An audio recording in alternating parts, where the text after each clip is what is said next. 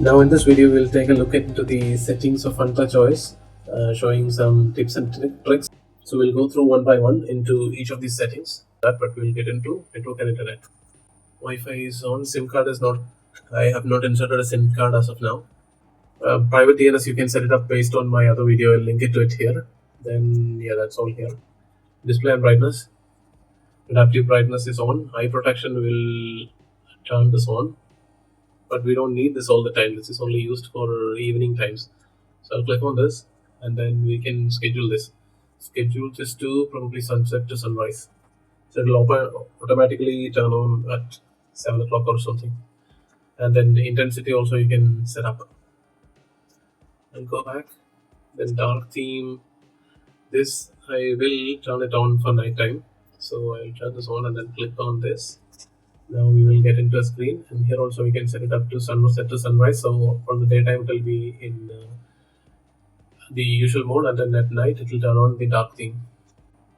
Screen refresh rate, you can set it up to high to get 120 Hz, but I would suggest keeping it at smart switch, so it will switch based on our usage scenario, and it will save a little bit of power as well. But if you really want to experience the 120 Hz, then you can set it up manually to high. Okay, that's enough in the display tab. I will go to lock screen and wallpaper. Lock screen settings. Lock screen poster. We have initially disabled this lock screen poster service. This is third-party service, so we'll disagree this. So now, and then remove this. Okay, so you can set up lock screens according to you. Lock screen wallpaper will even actually give you different wallpapers every time you unlock your phone, but it's a third-party service and you don't really need to use that. Now you can set up your own wallpapers, and that is how you can disable the lock screen wallpaper as well. In the home settings, Google Discover, you can turn off this, so when you do minus it won't work. If we enable it, we'll go here and then there will be one more tab with some ads and stuff, some news. So usually just turn it off if you don't want it. App suggestion bar, just say okay, that's good. It's based on our usage, it will suggest apps. When we do this, there will be 4 apps listed. Then dynamic effects, these are some animations, you can play around with it, but I'm not going to get into detail of it. It doesn't affect any functionality. Now go to sounds and vibration. If you want to adjust volume per app, then you can enable this, but it's not really, usually not required, but you still have a setting to adjust that. Vibrate for incoming calls would be good. Also, do not disturb is here. You can set this up based on your patterns for sleep. Like that, you can do this. So then at the night time, it won't disturb you. But I'll just disable it for now. Touch vibration is disabled. I'll just enable it. Apps will be a list of all the apps, so you can just ignore it. Or if you want to check any particular app, you can go into it. I will go to notifications. Notification history. This will show all the notifications you had in the past. So I'll enable this. Once you enable this, all the notifications we had, all the ones we have swiped away will be here, so you can go back and check if you need. So that's how you enable notification history.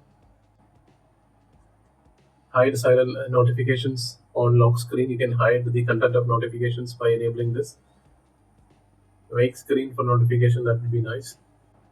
Enhanced notifications will give you some suggestions for WhatsApp messages, automatic replies, etc. But you can keep that on. System update. I did get an update. Smart upgrade, I'll just remove it, but we'll just manually check. I did get an upgrade after unboxing this, and that is installed. And the system is already on the latest version. Battery. So balance mode. Then battery saver settings. Battery saver mode. I think auto turn on battery settings would be good. So the battery level we can set up maybe 20%. It will automatically turn on battery saver. Then auto exit battery saver when we recharge to 90%. In battery saver, it will reduce the screen refresh to 60 Hz. Then turn on dark theme.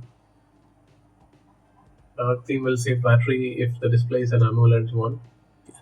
We can keep the other settings as is. Your RAM and storage space. RAM is 8 GB plus 8 GB. So it is including the extended RAM as well. So how to disable extended RAM? You disable here. So it's not really required.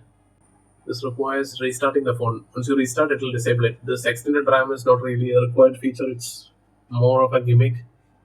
So you can keep it disabled. In security, it is already on the security update of August, which is good. And the other locks, I haven't set up anything. This is where you can go ahead and set up your security, face unlock, etc. Privacy. Enable the clipboard access setting, so it will show you a message when your text is copied to a clipboard. Android System Intelligence. What are the features it offers in Android System Intelligence? We'll go inside. It will suggest things based on our interactions. Then keyboard, it will suggest smart suggestions, which is on. Then speech recognition is there. Okay, and clear data is to erase whatever the system has already learned about you. Now coming to ads personalization, this is to reset advertising ID and then delete advertising ID. This won't block any ads, but it is just resetting or deleting your ID. So it will not be as personalized as you get when you have the ID. So you will get random ads. Usage and diagnostics. This is sharing back to Android, so we can disable it. So that's pretty much everything. In the shortcuts, we have some settings towards checking out. So split screen with swipe up with 3 fingers to split screen. So I'm trying 3 fingers. It's not supported for this app, but if you swipe up, it will split the screen. S capture is where you take screenshot, etc. So 3 fingers down, and it took a screenshot. Got it. So I'm swiping down, and it took a screenshot. I'll let you check out the rest of these specific shortcuts. Then safety, emergency, digital well-being, Google services, accounts, system. I think that's pretty much it. But here also we'll have few, like reset options is here in case you need that. Reset option is specifically useful if you have not copied your data from your old device. Then you can do a factory reset before you actually start using it, and then it will give you the initial login boot up screens once again, and it will give you an option to copy all your data. I think there is one more option to copy your data here in the settings phone clone. This also you can use to copy the data without the resets. System navigation is 3 button, but we can change it to gesture navigation here. You can change the icon style and also the order of it. Change the back button to the right side if you are used to that in your previous device. And if you are familiar with gesture, then go with the gesture navigations. So I will go back to gesture navigations now. Phone clone is here as well if you want to copy your data from an old device. System and then about phone. This is iQoo Z9s Pro 5G. Okay, so that's pretty much it. All the tips and tricks you can use to set up your Funtouch OS for the first time. It should work for all the Funtouch OS devices. So see you in another one. Thank you.